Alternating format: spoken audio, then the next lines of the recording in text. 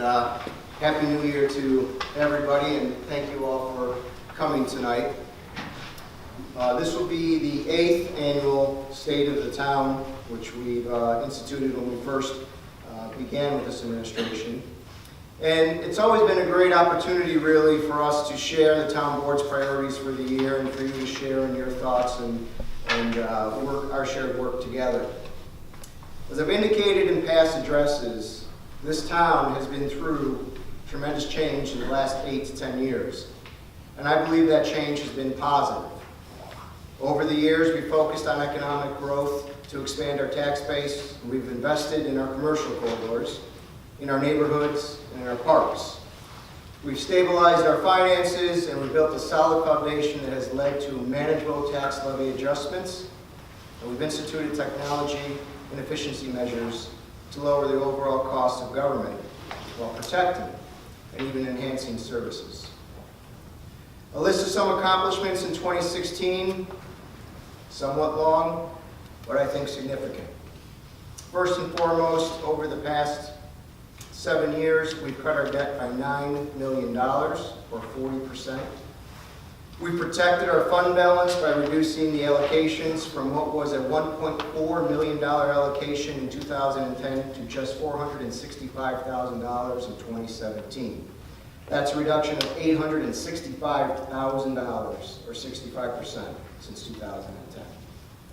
We've decreased our operational costs since 2008, and I see we have a lot of our staff members here tonight, a lot of our employees of the town. And I'm proud to say, and I said this in our budget hearing, our budget presentation, we have the leanest, most efficient staff in the area by a long shot. The cost per capita of the services we deliver by our employees is just $86. That's per capita. Compare that to Niskayuna, where it's $245 per capita.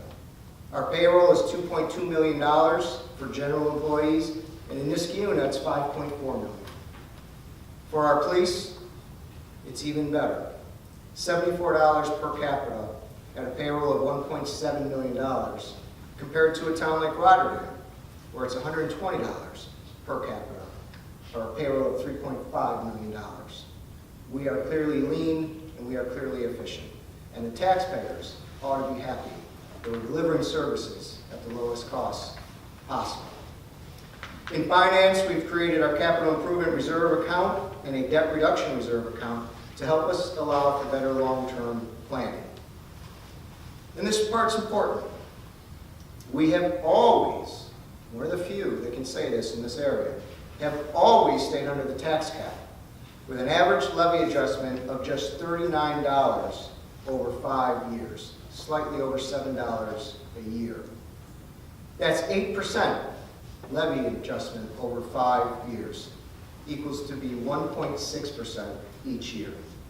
Again, very efficient.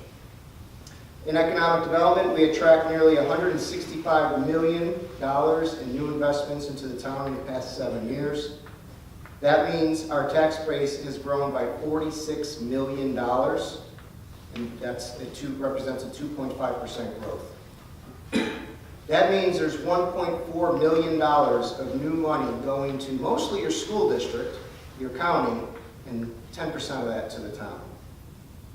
Among the new projects we welcomed this year was the town's first hotel, and we're proud of that investment in our community. We've continued the process of rewriting the comprehensive plan, and we began the difficult work of drafting the specifics. More on that in 2017, and we'll talk about that soon. I'm proud of one of our biggest accomplishments is we secured $1.7 million investment in Sunnyside to make sure that new water was put in at no cost to our residents, to protect them from contamination and give them safe and clean water. We made significant progress in cleaning up Freeman's Bridge Road with the demolition, finally, of the blighted Kenco building, and we protected residents and business property owners from further potential contamination. After 40 years of trying to secure funding to clean up the GSA property in the Business and Technology Park, we have finally got a commitment from the federal government that they'll be cleaning that up. In fact, the work has already started. I'm proud of the completion, near completion, of our town center investment of $1.5 million. Most of that from state, private, and Metroplex, although the town did make an investment in that as well. That $1.5 million has led to nearly $8 million in private party improvements in property in town center, and an assessed value increase of $28 million in our town center alone. We've paved 17 miles of our neighborhoods. Over the past 3 years, that's $1 million investment in paving and drainage work, and more to come. Perhaps most popular was we opened the new dog park at Anderson Dog Park and issued, the clerk will tell you, over 700 permits for use of the dog park. We expanded Melwood Park, we rehabbed and invested in the girls' softball fields in Indian Meadows. We finally gave the girls the same fields that the boys have had for years, and I'm proud of that. And we finally paved the roads in Indian Meadow Park. We secured grants to begin the expansion of the senior center. We secured grants to begin the study of redeveloping Freeman's Bridge Road. We secured grants to pay for the protection of our water plant. And we secured grants to begin the planning of redeveloping our business and technology park. We held community focus groups through our EIG, Efficiency in Government Committee, to better facilitate conversations between residents and the town. And we began to implement technology to achieve greater efficiencies. For example, it doesn't sound like a big thing, but we finally purchased a new phone system, which is coming, to replace a system that was purchased back in the early 90s and failed. We also invested money in a new software package that will better help connect our departments and help us operate more efficiently and effectively. All told, we made a $242,000 investment in our technology upgrades this year. We are implementing a new structure in the police department that will finally reopen the window to the public during normal business hours that was closed when we lost the services of dispatch. And I want to thank Chief Janik for making that commitment and making that happen. Thank you very much, Chief. And we held another successful community event, Oktoberfest, which welcomed over 10,000 people to our town this past September.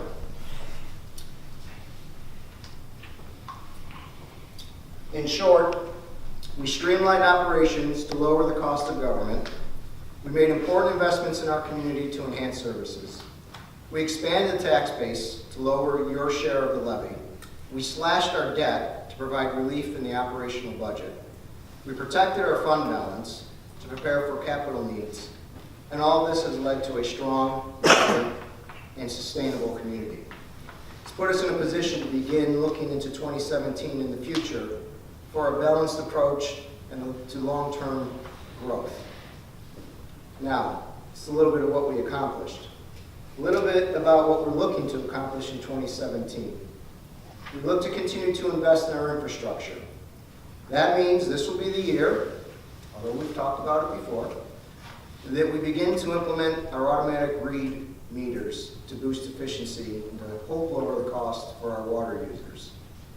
We will use that grant money and some town funds to invest in our water plant to protect our most precious resource against potential contamination.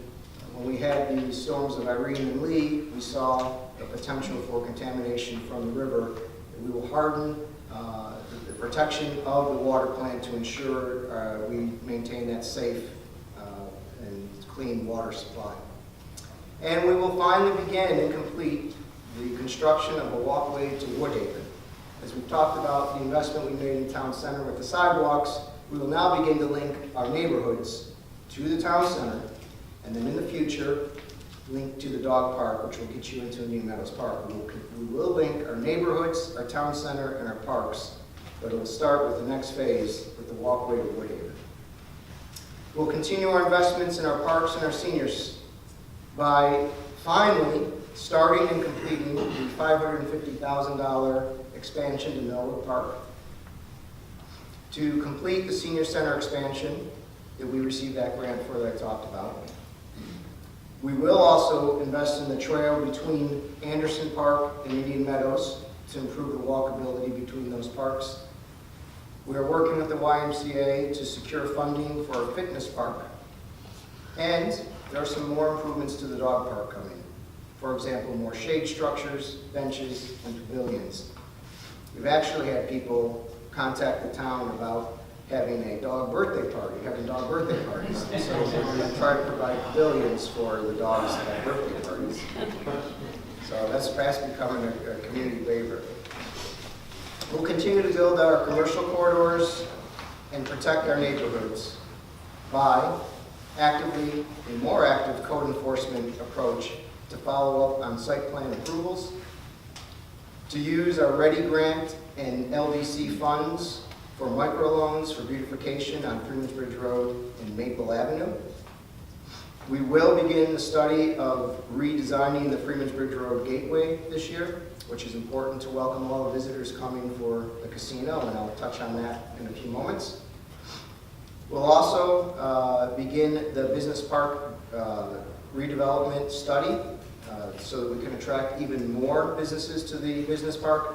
That has been a tremendous job generator for this town, and tax levy, tax base growth generator for the town as well. We will complete the rewrite of the comprehensive plan and begin the difficult work of zoning changes and code rewriting. We will ask GECC to give us a recommendation on how to site solar panels and solar farms in our town. And one of the more exciting things, because we can't forget about our Route 5 business corridor either, we'll make a more aggressive approach to market Route 5 as an agro-tourism destination point. We all know Apollo Brewery is there, microbrewery. We know that we have a sugar house coming where Glenville will have its own maple syrup being produced shortly. We have plans for a micro distillery at the Rector, the old Rector firehouse, and there's still a creamery for a small cheese producer who wants to come on Route 5. Route 5 is quickly becoming a agro-tourism corridor, and we're going to continue to work on that this year. Working with the president of the GPBA, who's here tonight, I will ask him to help us host small business roundtables. It's time to focus a little more effort on our small businesses here in the community. And just like EIG did with our residents, we would like to have more roundtables with our small businesses. And really, I think 2017 is a year, even though we've talked about this over and over again, to get serious about sharing services. I'm proposing, and I have proposed, a joint residential committee called the Town and Village Visioning Committee to better identify, pursue, and implement ideas where the town and village can better share resources to enhance services and reduce costs. It is time that the town and the village face the future together. We need to work together as one community. The other initiatives this year include getting Glenville moving. When I mentioned this to the group earlier, we had a morning meeting here. They thought it meant we were going to move to Saratoga County. That's not what we mean. We want to get our folks moving, so we're investing more in trails and bike trails down at the river. Open up access to the river. That will be on the agenda for 2017 as well. And one of the more exciting things I'm interested in, and we have the new chair of this new committee, Cheryl Hockney, is with us tonight. We are going to create tonight the Glenville History, Cultural, and Events Committee. This committee is a brand new committee that will be charged to coordinate, plan, and implement town-wide initiatives to protect, promote, and celebrate Glenville's historic, cultural, and natural resources. This will be done through special events, education, and interpretation. The committee will also be tasked with assisting the town board with understanding the town's assets and formulating a strategic plan that will help us better connect residents to them. The committee will include but not be limited to things such as planning and implementing special events that highlight the town's history and culture, assisting the town historian with interpretation and preservation, and celebrating our culture. This committee will also begin the important work of preparing for the town's bicentennial celebration, which is only a few short years away. Perhaps, looking at our challenges for 2017, the biggest may not actually be in our town, but I believe is the casino. As you all know, the impact money for the casino goes to the host municipality. I think the state of New York, and I've said this many times before, made a fundamental mistake by not thinking about the fact that they may actually locate this casino on the border of another municipality, and instead not do impact money to the host municipality, but should have done an impact radius. And unfortunately, because of their short-sightedness or lack of understanding this, the city of Schenectady will get $2.5 million and already has each year going forward. The county will get $2.5 million and already has each year going forward. $5 million will go to the city of Schenectady and the county of Schenectady, yet nothing will go to the town of Glenville. And we know we will be impacted. We know that our police, our public safety efforts will be impacted. We know our traffic will be impacted. If anyone takes a moment to GPS this thing, from any points north, you are coming through the town of Glenville to get to the casino. You're either coming down 50 out of Saratoga, or if you GPS it outside of Saratoga and you're coming down 87, you're getting off 9, coming down 146. Now you can go one of two ways. You can go maxing, but most GPS, the primary route, they send you down Main to Lower Freeman's. And we're going to be impacted. And if you're coming from the west and you don't want to get on the thruway, or if you're coming from Amsterdam or points northwest of Amsterdam, you're coming down Route 5. We are going to be impacted, and there has been no effort to look at how we're going to mitigate traffic impacts in this town. They put a lot of money into Erie Boulevard as if someone's just going to drop in onto Erie Boulevard out of nowhere. But they have not looked outside of Erie Boulevard. If the state fails to act, which they have so far, we've asked them many times, then the county ought to be held accountable to use the money that they're giving to offset the impact to the town taxpayers by using the money for services such as dispatch services or other public safety services that the money was meant to be used for. And so far, we haven't seen that out of the county. On that, we would be remiss if we didn't talk about the sales tax fair share. We've talked about this many times. The town of Glenville does not get a fair share, nor does any town in the county of Schenectady on sales tax sharing formula. And I'll give you this example. We've done this before. For every $1 million that's collected in sales tax in Schenectady County, the county only shares $8,000 of that $1 million with the town of Glenville.